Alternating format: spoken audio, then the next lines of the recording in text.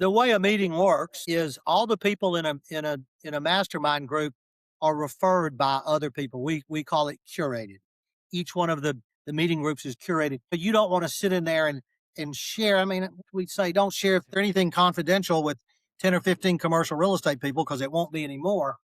But at the same time, you certainly don't want to share with a competitor or somebody that you're uncomfortable with. And so we found that your buddies can bring guests who could become members as long as they're not competitors of other people that are members already. And that's sort of the way the group is formed.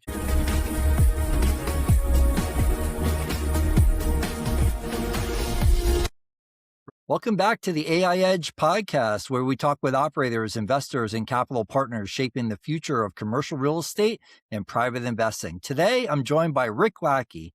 Rick is a commercial real estate broker, entrepreneur, and what we call a true CRE connector, someone who has built relationship-driven platforms that generate real business outcomes. He is the founder behind CRE Network USA, Real Professional Network, and his brokerage, City Commercial Real Estate.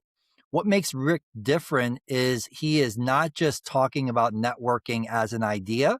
He has built systems around it, mastermind groups, curated communities, and distribution that helps professionals stay on top of mind and move opportunities forward. At the core, Rick operates in one word, relationships, and he treats that as a professional discipline. Rick, welcome to the AI Edge podcast. Well, thank you so much. I think I need to have you introduce me for every meeting that I have.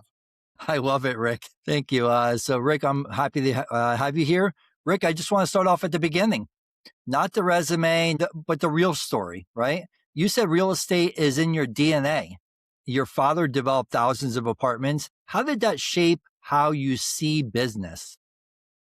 I think probably more than anything else, it made me really want to be an entrepreneur and have a small business. I wouldn't say it pushed me away from being working in a larger company. It just attracted me to being a smaller business and an entrepreneur more than anything else.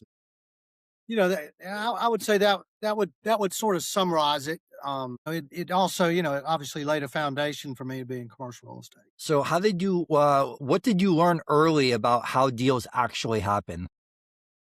Great question. Well, I guess probably the best lesson I learned, and I learned it from my father, was that all decisions are the same, regardless of where the decimal point is and how many commas are involved, and that it really comes down to making the same decisions, whether it's big bucks or small bucks, and that's really one of the things I've done my entire life is focus on making the right decisions and doing business with the right types of people. There's a lot to it, but to sum things up, and to lay sort of a foundation, I would say that. You were one of the early tenant rep brokers with national practice, including American Express across massive footprint. What did running a national book teach you about operating at scale? Great question. I think the first thing was that you've got to have other people. And those other people have to be properly motivated and have to feel like they have as much invested in the success of a project as you do. And that was the reason I built a team. We couldn't work on 100 projects at a time as me by myself. I had to have a group of people around me. And then we had to have great people in each one of the markets to help us, and they had to be vested. And so, one of the things that we've always done is we've never taken more than half the commission. Our local partners always received as much money as we did. And, that way, when there was an issue, I never had a problem and never had a challenge asking somebody to go do a small task because, they were as vested as I was. What did you learn about decision-making inside of large enterprises that smaller operators misunderstand? Well, I don't know how many, I don't know what other people understand and don't understand, but, probably the most important thing was to be patient. And, you do what it is that you do. You do the most important thing first. You get all the things done in the process that they want you to do.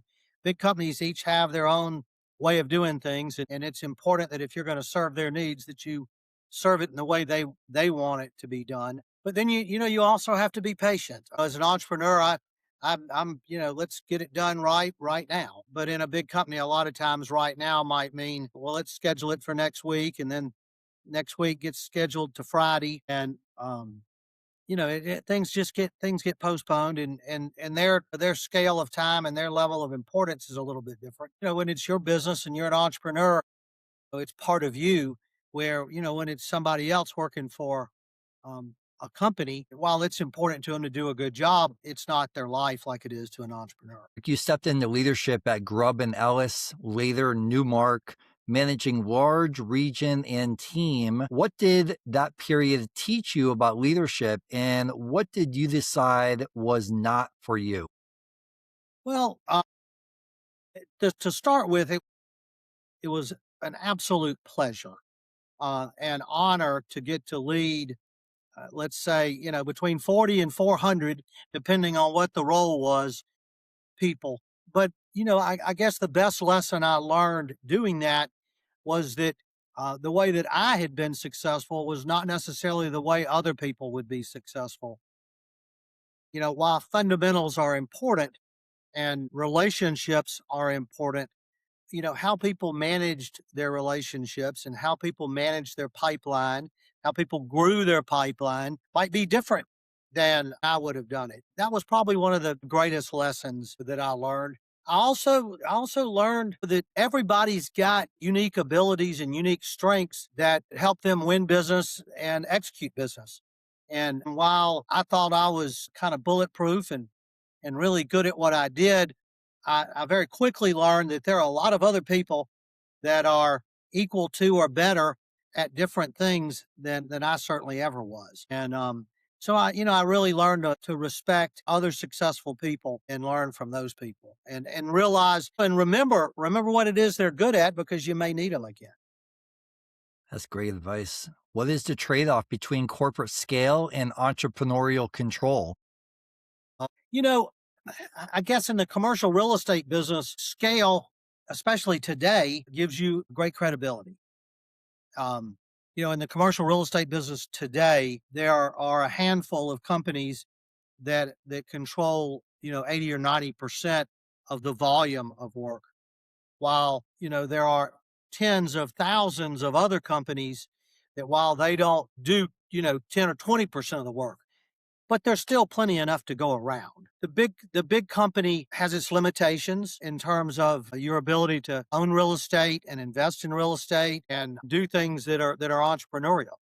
And that does sort of handcuff you a little bit. But at the same time, the top producers in the world all work for the big companies. What do most people get wrong about what drives success in brokerage and deal making? What did they get wrong?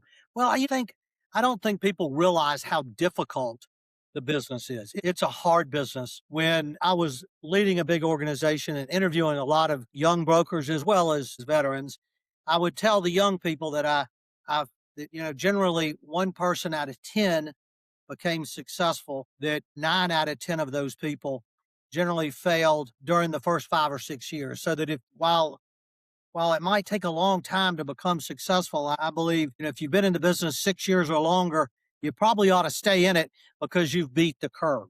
And I think a lot of people don't really understand that. I think people that haven't been in the commercial real estate brokerage business and maybe know other of their friends that are and are successful in it might not realize how difficult it was for them to become successful. Excellent. I want to go into the operator reality because most people never hear this part. During the Great Recession, you went from being what you call bulletproof for 25 years and the market freezing. What was the moment you realized you had to rebuild your engine? I don't remember the actual moment, but I do remember after it happened, I sort of had to look myself in the mirror. And I had always said that my greatest assets were my relationships, and not just the number and volume and quality of the people that I knew, but was the fact that they knew me also. And I hoped to a large extent they liked me as well. And I felt like they did. But then I kind of had to look myself in the mirror and say, big boy, you've got kids in college and a big house and all the trappings of a commercial real estate guy that's been bulletproof for 25 years. And, there's no money coming in.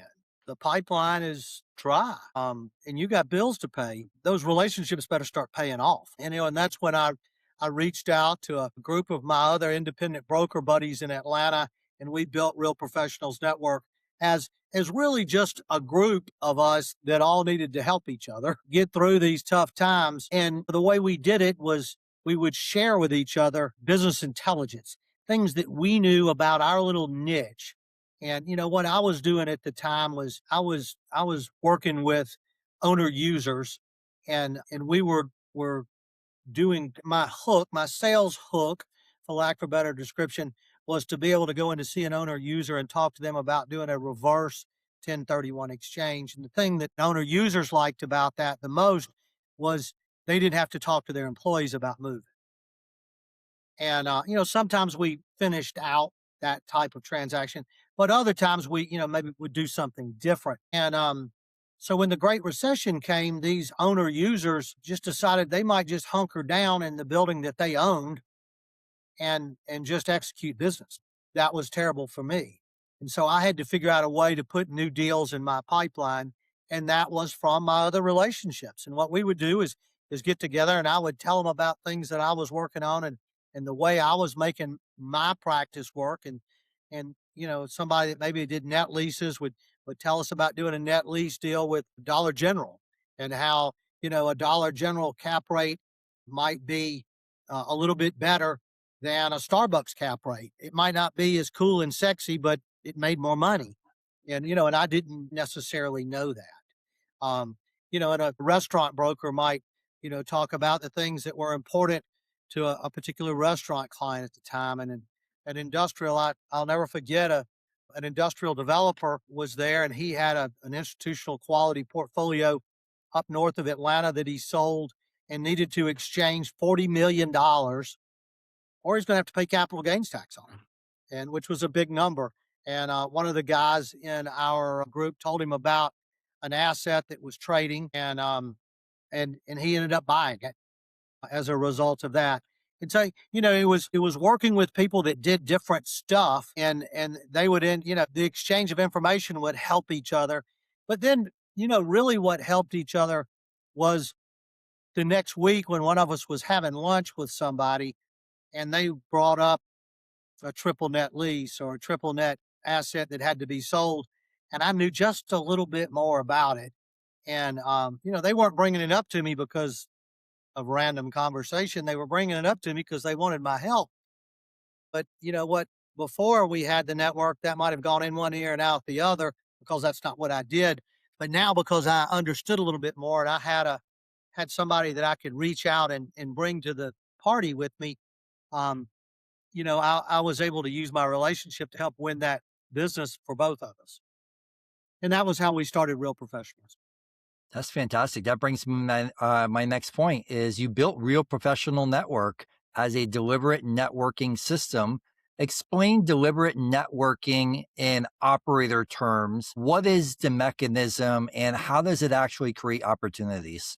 Great question. When you think of traditional networking, and I love traditional networking, it might be at a large cocktail function with a lot of people in the room, and you might have just listened to some really good speakers, and you're meeting each other and you're exchanging business cards with each other. And really, that's what you think you're doing, but really, probably what you're doing is you're hanging out with some buddies, Yeah, and right. and you might pick up a really good new prospect by one of your buddy's friend walking up and you getting to meet that friend and because you're friends with your buddy, his friend deems that you're credible.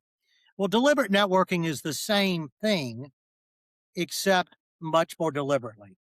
And it starts with a group of friends, business friends of like mind, and in our case, commercial real estate people. And then we bring our friends to the table and then each person takes a moment to share really not what they do because other commercial real estate people know what they do. I can say I represent owner and owner user deals, and they know what an owner user deal is. So, and they know that I'm a broker, so I don't need to explain that part to them. But to tell them that I've been real successful doing reverse 1031, that might be a little bit more than they understand. And they might understand a 1031 exchange and not tell somebody that. They might also understand what a reverse 1031 exchange is conceptually. But what they probably never realized is that an owner of a building and of a business who's got 50 employees there, the last thing he wants to do is go tell his employees that he's thinking about moving. Where would they like to move? That's the very last thing the guy wants to talk about. What he'd rather do is find the right alternative for his business and then develop a plan to communicate that to his employees. And many of the other guys that were industrial brokers or office brokers or net lease brokers or restaurant brokers or cost segregation professionals or commercial real estate lawyers or accountants or architects or engineers and the rest of it, they didn't know that much detail. But it would not be out of the realm of possibility that sometime during the next 12 months that they had lunch with somebody who was moving their business and owned it. And then that particular person, to try to continue the conversation, could say, well, have you ever heard of a reverse 1031 exchange? And the guy might, he might say, well, I know what a 1031 exchange is. He might kind of, an entrepreneur might say, oh yeah, I understand, and not understand. But then, the guy says, well, I've got a buddy that does a lot of these things. And what I took away from what he told me is that it gives you, the business owner, the ability to not have to tell your employees that you're moving, or put a sign up in your yard, or have somebody show your building during the daytime, or that kind of thing. And if I gave my buddy, the net lease broker, that much ammunition, he'd remember that, and he could get that much out at the lunch table and say, well, let me introduce, Rick Lackey? Yeah, well, I know Rick Lackey. He's an office broker. Well, he is, but he's really now representing owners, doing owner user deals. Maybe we ought to get together and have lunch. And that net lease guy would know that if he brought me to the table, that we would split our fee. And so all of a sudden, this lunch meeting for his business would continue, and he could continue to pursue that person, but he could also bring that person important value to them right now, and bring me value right now. And then, hopefully, get a piece of the fee. In my case, it's always half. So that, they would get half of the fee. So that was good. That was good for them. And of course, when he brings me a piece of business, if I'm wired right, and I believe I'm wired right, I'm going to not only do a good job for his client, but I'm going to try to take him a piece of business, because, in the relationship business, quid pro quo is alive and well. And it's, if a guy brings you a piece of business, you need to return the favor. So that's deliberate networking. And what we do at Real Professionals is we might have 10 or 15 people of different disciplines sitting in a law firm conference room, and each person shares something that they recently worked on with somebody, and it gives everybody else in the room an arrow that they can put in their quiver, so that next week when they're having lunch, they might need to pull that arrow out. And then we also bring our friends that are complementary to the group, and it just, multiplies from there. So Is it that's deliberate networking, from a conversation standpoint. is it online, or can it be remote, or does it have to be in person? Well, right now, during COVID, it was online, Mm. because that was the only choice we had. But as a general rule, it's live and in person. We currently operate 10 mastermind groups around the country and are growing, like any entrepreneurial business does. We've had as many as 20, had about 8,000 people participate. And what we look to do, our mission, if you will, is to make deals happen faster, to accelerate deals. And about 10 years ago, one of our colleagues that works in the business and I, as I call it, spitballed, but used an Excel spreadsheet, and tried to identify all the business that we knew we had helped happen faster. Real estate deals triangulate. There's no one reason it happens, but if we helped contribute by our deliberate networking process in our mastermind groups, we wanted to take some credit for it. And again, this was 10 years ago. we quit counting when we got to about $10 billion worth of deals. And so we know that because the group's only gotten bigger and those relationships have only become more beneficial, that we've accelerated way more than $10 billion worth of deals now. It's cool and it works, and we're thrilled about it. Now, we also have another business because during COVID, we did everything virtual. When we got everybody back having live meetings like everybody wanted to, in the back of my mind, I could just see Pac-Man, and Pac-Man was virtual networking coming along, and just knowing that it's something that we had to deal with. And so we launched a company in September called CRE Network USA, and CRE Network USA does these same types of meetings but virtual. And right now we have a meeting that occurs once a month in the evenings. It's called Cocktails and Connections, or Cocktails and CRE Connections. And it's different commercial real estate people of different disciplines from all over the country. And I would say generally they're between 5 and 15 people on the call. And we do just that. But it's different people from different parts of the country. And it's a little relaxed, and somebody might also have a cocktail with them because it's after work. And then we have another very similar format that we do during the day, and it's called speed networking. And it's the same format, except it's during the day. And we call it something different, just, to be able to market it differently. And then we do uh, once a quarter right now, we're starting to do industry specialty segment networking events. And our first one that we did was for senior housing. Well, now we've done 2 for senior housing, and those are once a quarter. And then we do another one it's Capital and Risk Connect, and that's for people that are involved in commercial real estate capital transactions. That could be people that raise debt, equity, mezzanine money, are involved in the capital stack, or that are involved in insurance. And there's all types of insurance. There's property and casualty insurance, and there's title insurance, and there are all different types of things there. And then there are all the other people that participate in that capital stack and insurance and services.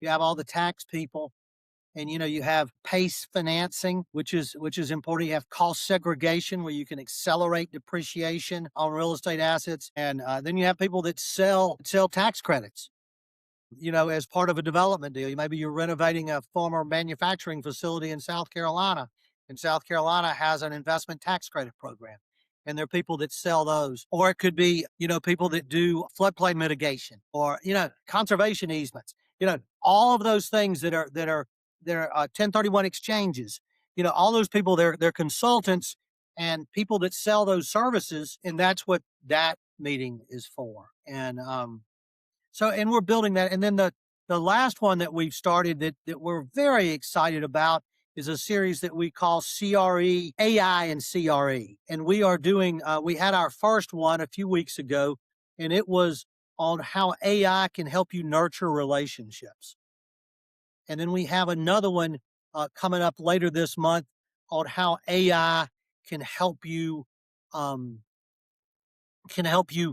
build build and prepare for a pitch meeting, and help you get ready for that. And there are so many great AI applications for commercial real estate. I recently went to a conference in New York that a buddy of mine, Michael Beckerman, puts on. It's called CRE CRE Tech.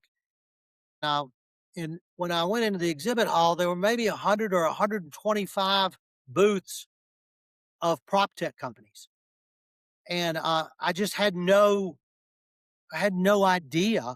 I knew about prop tech, but I didn't know about prop tech.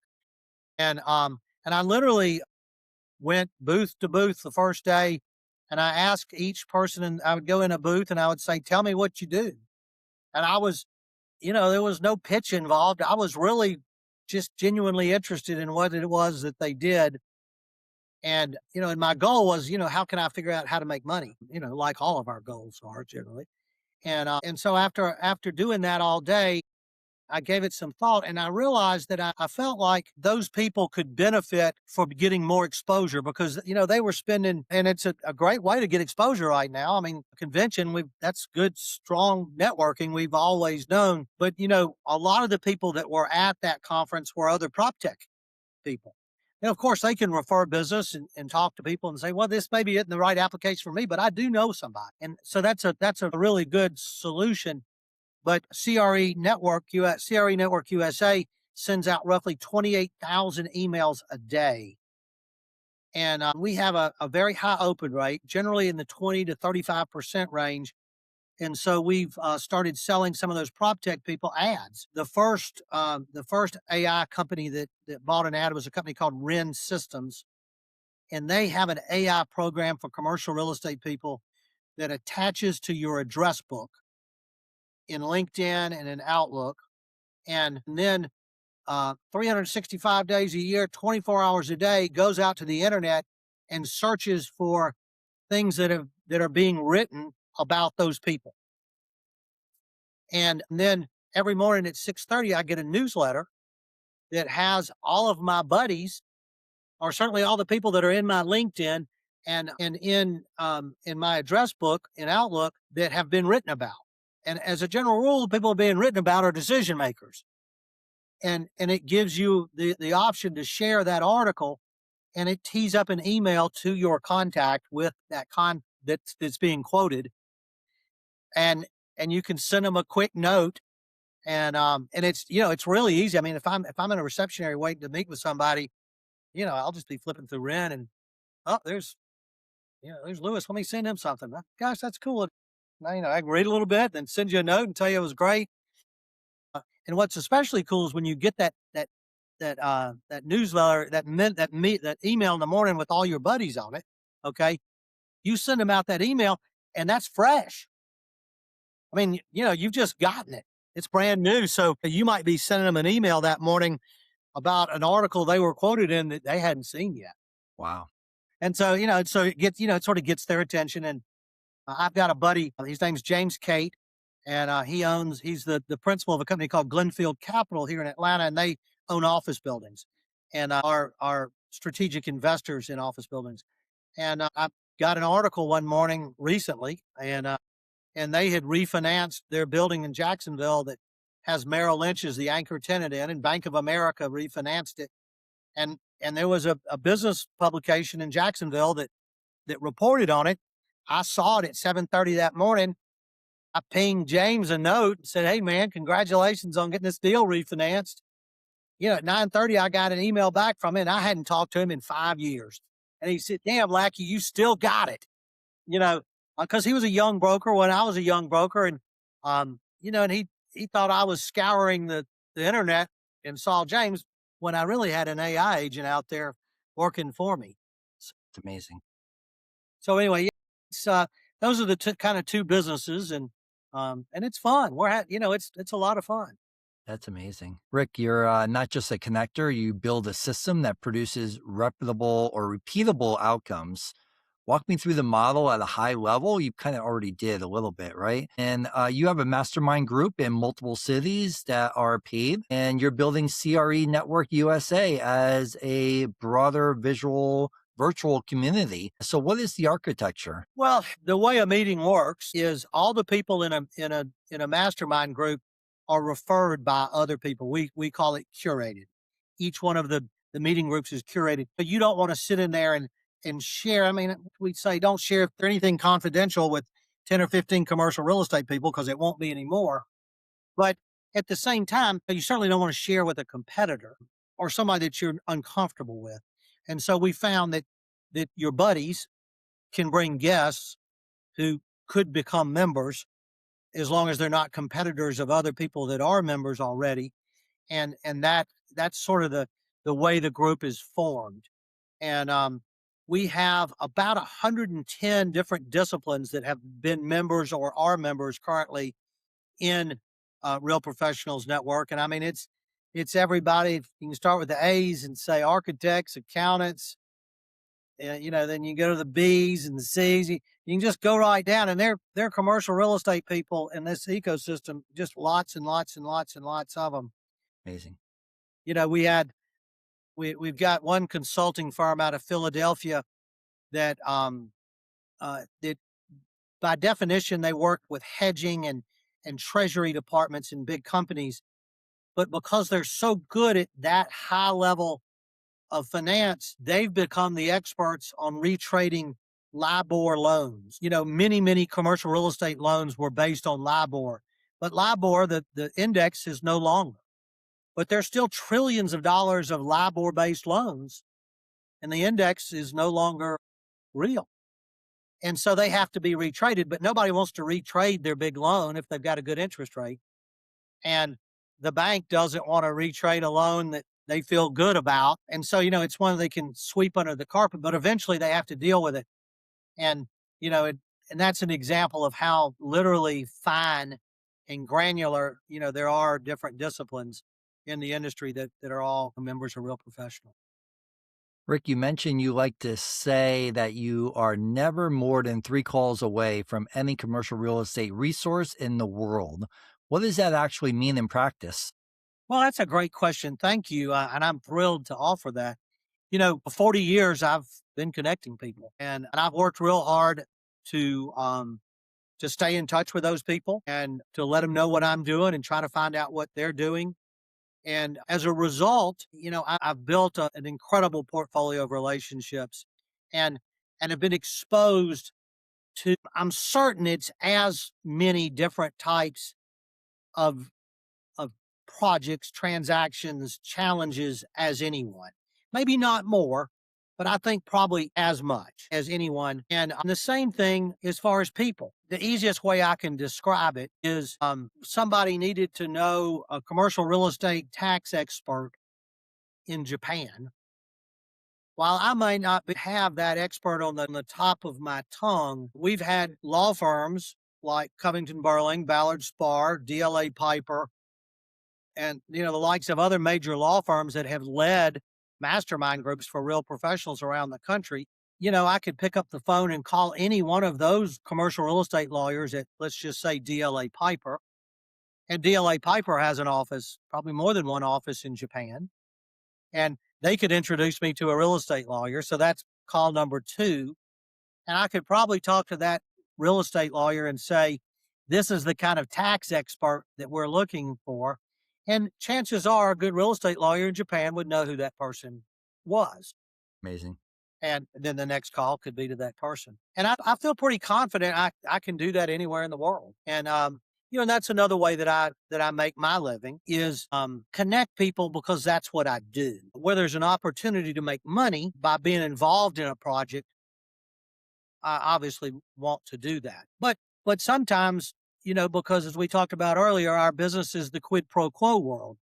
Sometimes, helping out a law firm like DLA Piper in Japan to get a new client might help a big law firm like DLA Piper refer you business because they paid attention to what it is that you do and felt like you could be a good resource. So you just never quite know where the deal's going to come from. Rick, I seem to connect with a lot of people, but how do I continue to stay in their loop or in their network?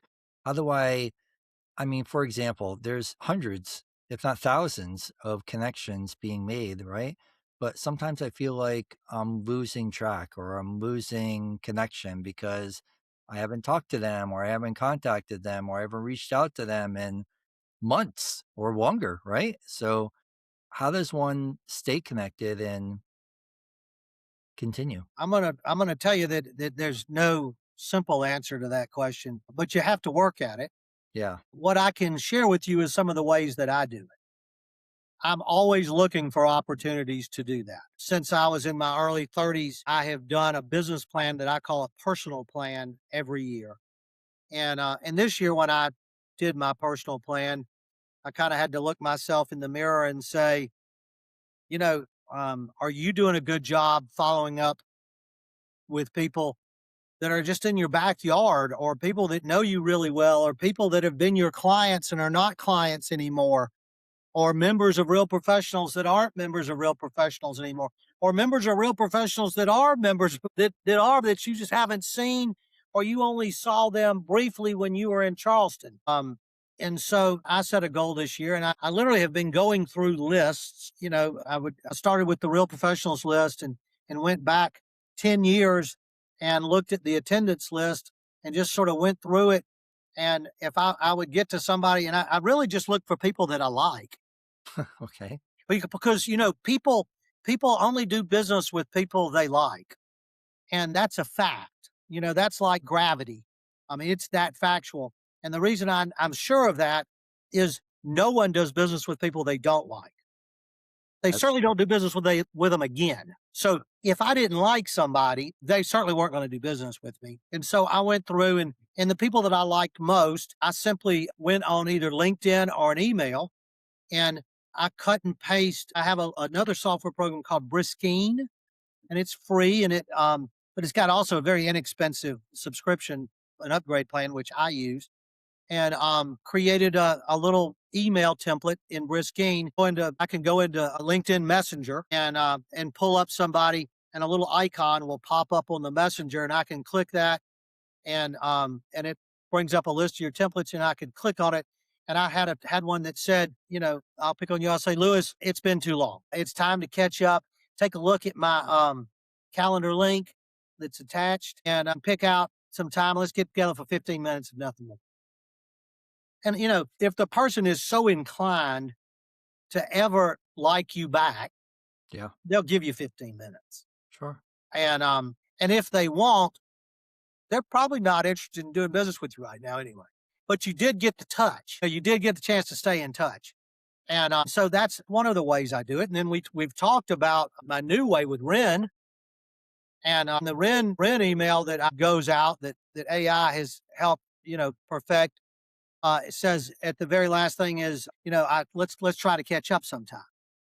That sort of tees it up to them. If they are willing to stay in touch or get in touch, they might say, yeah, when are you available, or give me some times that you're available, and then I can pop them a link. And again, another piece of technology, Calendly. It's free, and then and I have the upgraded version too, and it's not. I don't know how much it is, but it's not much money. That costs much, and that's changed everything. That's really changed everything. And then every time we go to every time I go to a real professionals meeting, all of our meetings, one of the things that you get when you attend one of those meetings is we send you the contact information of everybody else that was at the meeting. Yeah, I like Same that. thing with CRE network. And what I would tell everybody in that meeting, and I try to practice it myself, is all those people you need to stay in touch with at least once a year. And so I endeavor to stay in touch with those people once a year. Uh, just reach out and touch them. That's Um, fantastic. it doesn't take much. It really doesn't. I just want to let you know I was thinking about you, or I saw this and I was thinking about you. People appreciate it that you cared enough to tell them you were thinking about. Love it. I can definitely, I think we all can do a better job in that, but that's fantastic advice. Now I want to connect this to capital, because relationships are not the goal. Leverage is the goal. Reduce risk, faster decisions, better outcomes. So what do most operators misunderstand about capital, especially as they try to scale deals or scale platforms? Well, from my perspective, and there are a lot of different perspectives, and when you use capital and perspectives together, it's as many facets as there are on a diamond. You have that, with perspective. But from my perspective and where in my view, I would offer to you that people with capital are looking for deals, and there's a lot of people out there that are looking for capital. And there are people in the middle that that know those people. And that's one of the areas of expertise that I bring to the table, because they're just, a lot of those people. And I guess the people that are looking for capital, they probably don't quite understand that the people who have the capital are looking for their deals. Right? And the people that are looking for the deals, I'm not sure that I,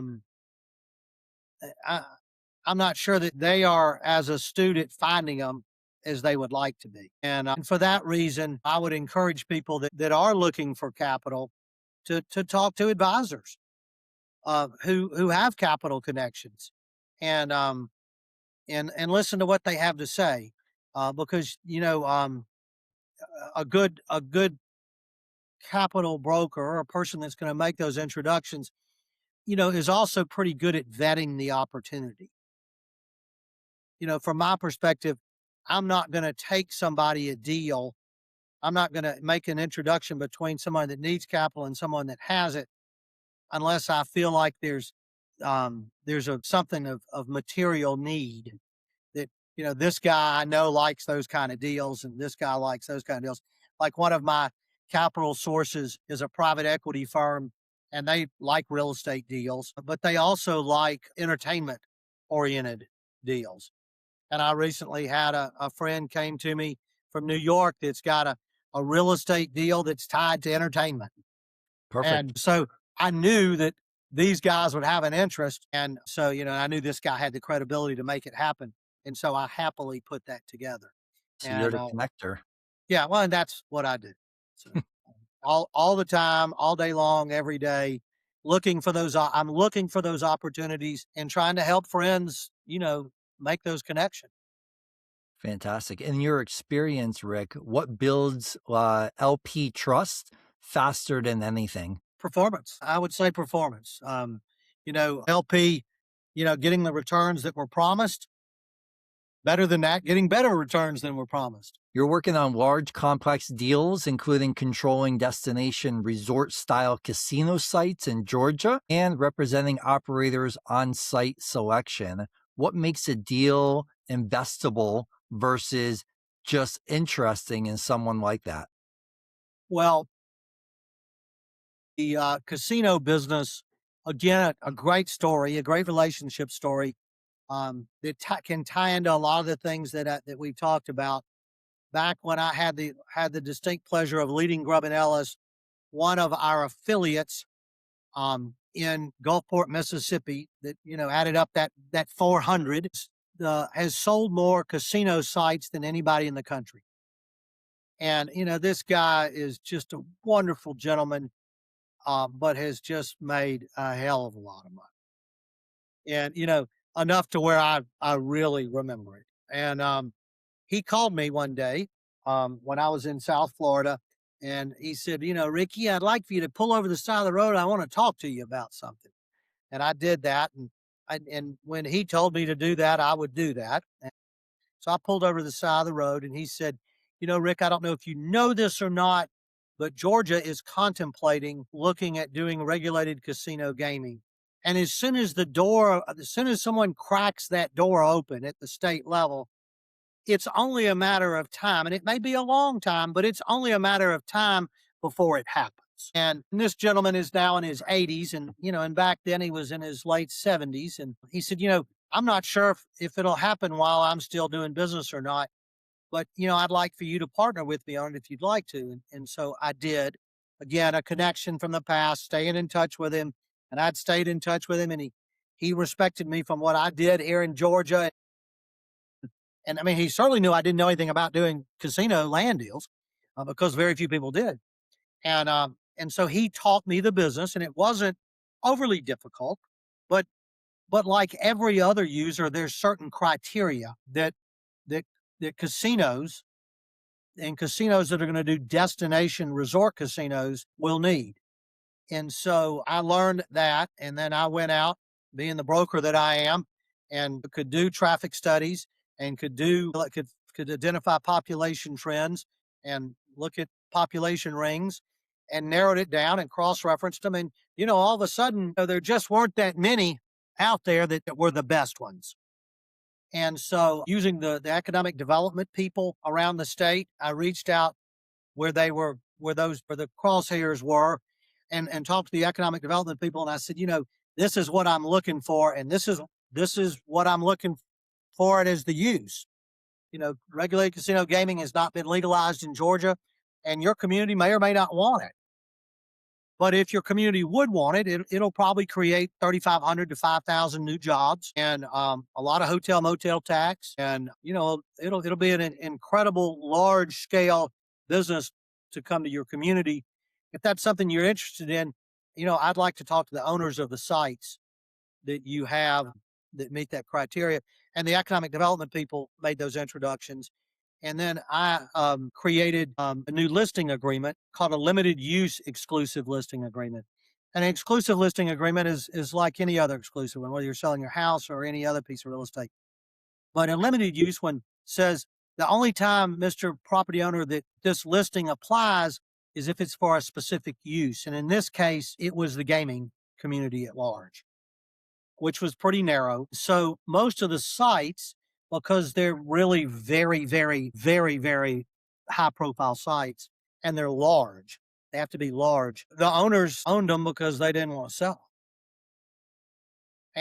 But everybody's got, as everybody knows, everybody's got a price. And there are not many people that own commercial real estate that don't have a price. And everyone that's in the commercial real estate business knows that the highest and best use will drive the best price.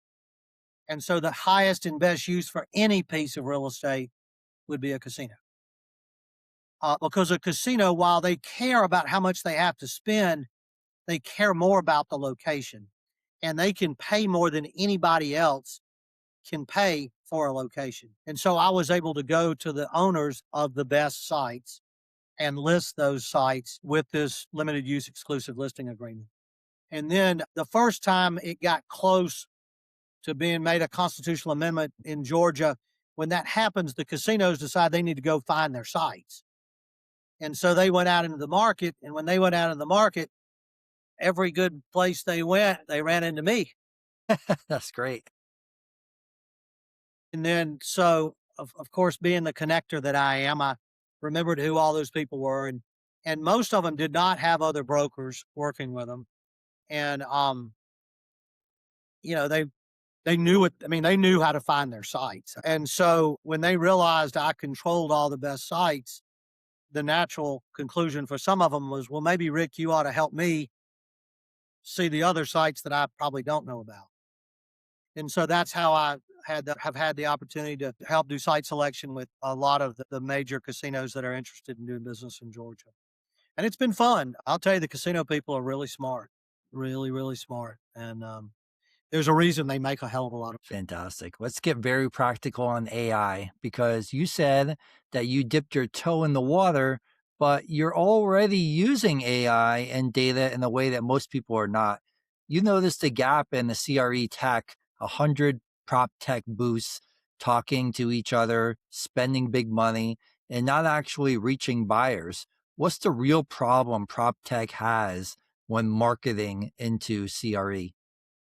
I think it's that they don't have relationships with the commercial real estate community. Um, and the way they're used to communicating, like via LinkedIn, is not the way the commercial real estate community communicates. And then, the next thing is, I'm not sure. I think most of the people in the prop tech community feel like any other salesperson, they want to talk to the decision maker. And that's good. And everybody should want to talk to the decision maker. But chances are your route to the decision maker will be somewhat circuitous, and it will require influencers to get you there, because the decision makers in commercial real estate are probably not technology experts. They're probably real estate experts that are the boss and ultimately are signing the check and are the ultimate decision makers. They may have other people who are charged with gathering the information and doing the research and all that. And those people are going to reach out to their resources. And chances are they're not going to reach out to people over LinkedIn. And they might go to a conference, and that'd be a good reason to have a booth at a conference. But before they ever went to a conference, I'm sure they would have reached out to a friend in the business that they thought could make a connection for them. And as the result of having real professionals and having all those different disciplines come to a meeting at some point, whether they were members or guests, all the way down to the guy who's helping retrade the LIBOR deal, right? When we started building CRE Network, we started building a email list, and we started with all of our commercial real estate relationships that had attended Real Professionals. And then we just went out from there. We used that and spidered out from there. But then also we know that a cost segregation professional knows all of the people that are making tax related decisions in commercial real estate.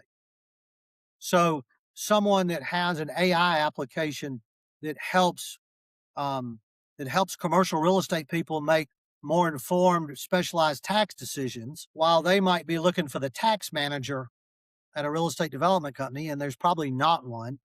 Then they try to go to the CFO, and the CFO blows them off. Then they go to the controller, and the controller's really not working on that project because they've got, I don't know, some project manager working on building this technology thing, or a consultant, or somebody else. They, get frustrated and they can't get to them. Well, through CRE Network, we're sending out emails to all the people in cost segregation, to all the people in property tax appeals, to all the people, so on and so forth, in all these different disciplines. We're trying to grow our list by about 1,000 people a month, and using different sources, not the least of them is Zoom Info and other obvious choices.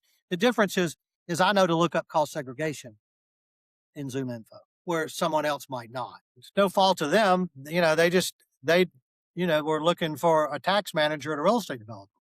Well, the tax manager at the real estate developer, may not take their call, or there may not be one. There may be a guy that does different things, but the guy that does cost segregation or PACE financing or property tax appeals or commercial real estate accounting knows that guy. And that guy says, I'm looking for this. And if they had advertised, if they were an advertiser, or had done a webinar on CRE Network, maybe one of those professionals had seen it. And they do see them. Ren Systems, who's an advertiser with us right now, is our first advertiser on CRE Network. In 2 months, they've collected over 8,000 email addresses for people that clicked on their ad, on just their advertisement. And then there's even more that clicked on the webinar, the CRE, the AI and CRE webinar links too that they get. And so that helps them build their pipeline. And while they may not be prospects, they're certainly suspects, because if someone clicked on somebody's ad, they're just not a whole lot of commercial real estate people that are out there surfing the internet clicking on ads. So, that meant that they had some level of interest in the use case that Ren Systems offers with its ads. So that's sort of how we make that work. And I had no clue. That was certainly not part of my original plan. But had I not been at a conference connecting and listening and asking questions and trying to, figure out, asking people how they find prospects, you got to ask the question. Love it. Your distribution engine, the daily email to roughly 26,000 CRE pros, the click tracking, the ability to deliver warm lead lists based on real intent, that is the real operating advantage. What do you think is the key insight there for founders, especially AI companies? Well, it's what they work on our platform. What they've got to have is valid use cases. In the case of Ren Systems, I could offer for the use case for nurturing relationships. And that was the first webinar we did, is how AI can help you nurture relationships. Amazing. And then again, I'll use Ren Systems again. They're doing another webinar later this month in February on preparing for a pitch meeting. Well, before you pitch somebody, you need to know as much as you can about them. And Ren Systems has an AI tool where you can say, tell me, everything about John Jones, who's the CFO of ABC Company, who you're pitching. And tell me everything that's happened with ABC Company in the past 3 months that's been reported on. Well, while I guess you could Google that and click, press or articles or news or something, it's you're gonna get a lot of stuff that you don't. That's a lot of weeding through. Where Ren Systems for $29 a month, but they can tell you everything. And there are other applications that all their subscribers, tell them about that they're constantly learning about. And so a use case is there. We're talking to a company right now that's interested in doing it. And what they do is they can accelerate the due diligence. You may be interested in this. They can accelerate the due diligence process for people that are doing due diligence on an investment property, or and those are oftentimes the same people that could be putting together an investment offering document. AI can go out and find great aerials all over the internet of a site. AI can go out and find rent comps, can find brochures, can find marketing, can find comparable properties, can find competitor properties. All of those things that somebody else has to really, an analyst had to spend lots and lots of time doing to put together an offering document. Where AI can do it, if somebody's put it already put the tools together in a package, AI can do that for you. And then, of course, they can lay that. They can, have 5 or 6 different layouts where they can pop it in, and you already have, 15 pages of your offering document already built. And there are others. I talked to another guy, and he has an AI application that industrial developers like.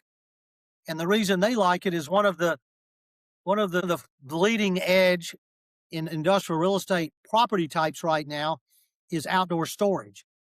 And the next level of outdoor storage will be outdoor storage for electric vehicles. As many people know, Amazon invested millions in Rivian. And a lot of the electric vehicles that you see with Amazon on them are Rivian custom vehicles built for Amazon by Rivian.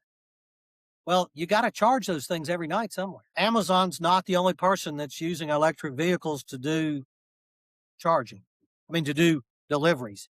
And we all know it doesn't take a rocket scientist to figure out that, all the deliveries will soon be made with electric vehicles.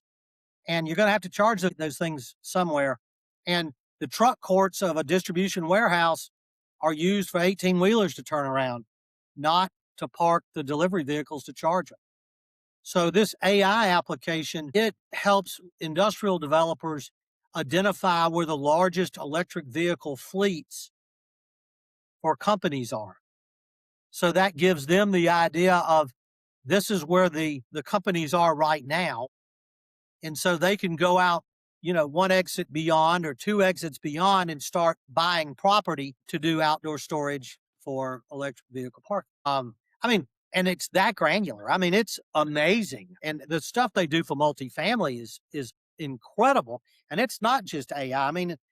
There was somebody that I saw that had an app that a multifamily operator, somebody that owns an apartment complex, can have an app that's already built, and you can connect parking and all your amenities and all the vendors in the area and your maintenance people, and you connect all of them on one branded app for your apartment community for the cost, I think they said I wanted to think it was like $10 unit a month.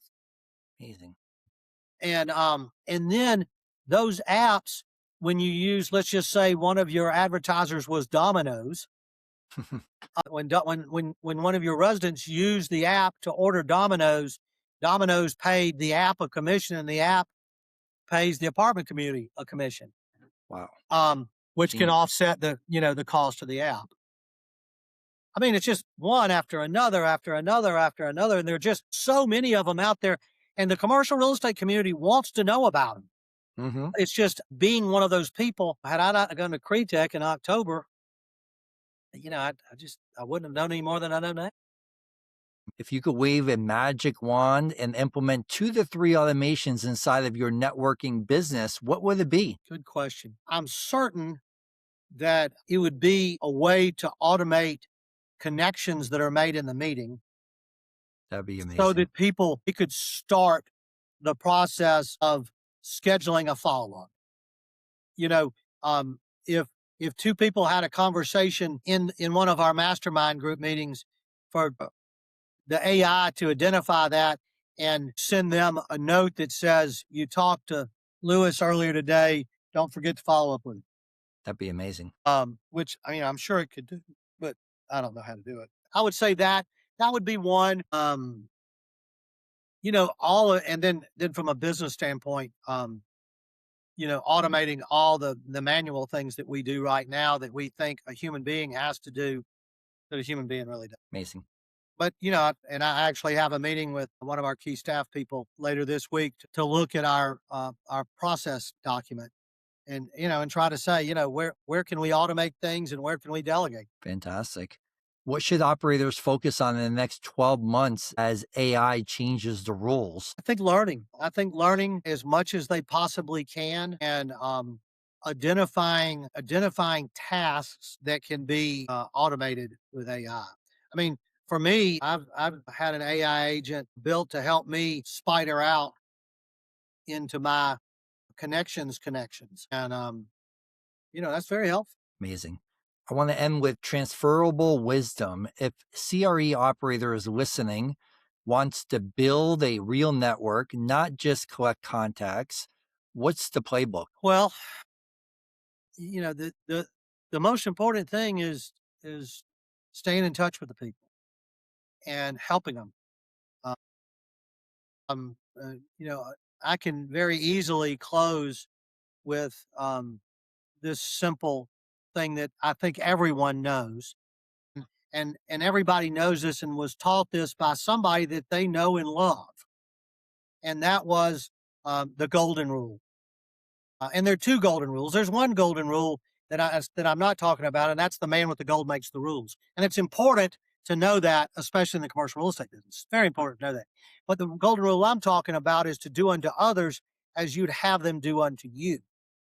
And I think it's important for you first to remember who taught you that lesson and remember how much you value that person. And I haven't met one person that said I learned that from somebody I thought was a liar. So it first would be to remember that, but then also to remember that means you have to help the other person first. Do unto others first as you'd have them to do unto you second. Okay, that's the deal. That's the law. That's this law of reciprocity.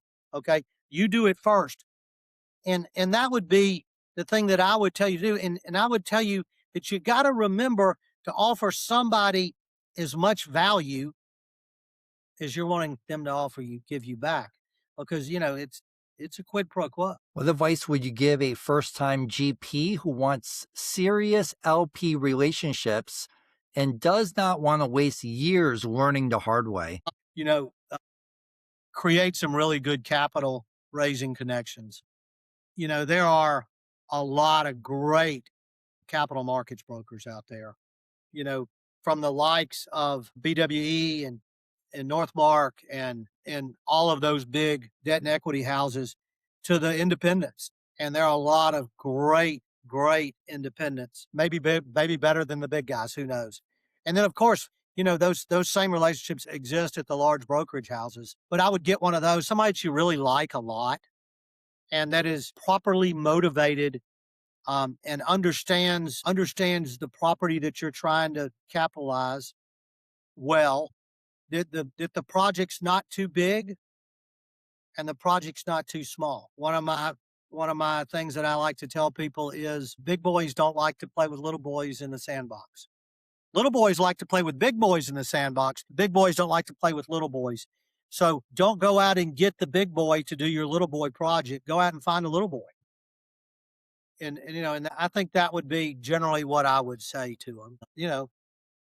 And it's right. I mean, it's correct. What do most people get wrong about your industry and your work specifically? Like I said in the beginning, I just don't think they realize how difficult it is. Building a portfolio of relationship requires work, and you've got to work at it all the time. And people do business with people they know and like. I tell people you got to have the what you know. You got to be able to get up to the plate and hit the ball. If you don't know anybody that'll throw you the ball, it doesn't do any good to be able to hit it. So, you got to have the what you know, but assuming you have the what you know, you got to have the who you know, and the who you know is requires working at it. Love it, Rick. Rick, where can people connect with you online with your work? Well, I am available on LinkedIn, and our Real Professionals website is realprofessionalsnetwork.com, and CRE Network USA is crenetworkusa.com. You can learn about the businesses there, and then always feel free to reach out to me on the phone. I've got my cell phone with me all the time, and I'm anxious to hear from you. If you don't get me, leave me a voicemail message. I will get back to you. My phone number is 404-550-8700. It's an easy one to remember, 404-550-8700. And then my email addresses are simply rlackey at realprofessionalsnetwork.com and rlackey at CRE Network USA. Love it, Rick. Appreciate you giving those links. We'll put those in the show notes. Rick, we appreciate you coming on and bringing the operator view of relationships, distribution, and how deal flow actually works. This has been the AI Edge podcast. If this episode changed how you think about operations, capital, or real estate, share it with a GP, LP, or operator that needs this perspective. And we'll see you on the next episode. Thank you, Rick. Thank you. I really appreciate you having me.